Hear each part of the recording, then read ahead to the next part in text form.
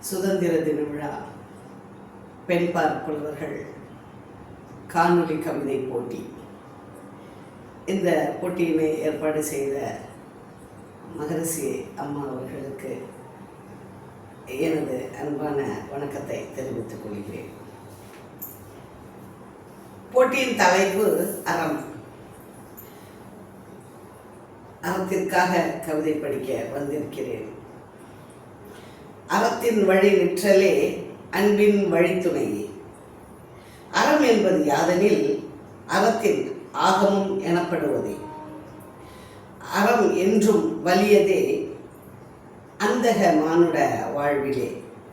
அறத்தின் வழி வாழ்வதே அவசியம் தர்ம உலகிலே.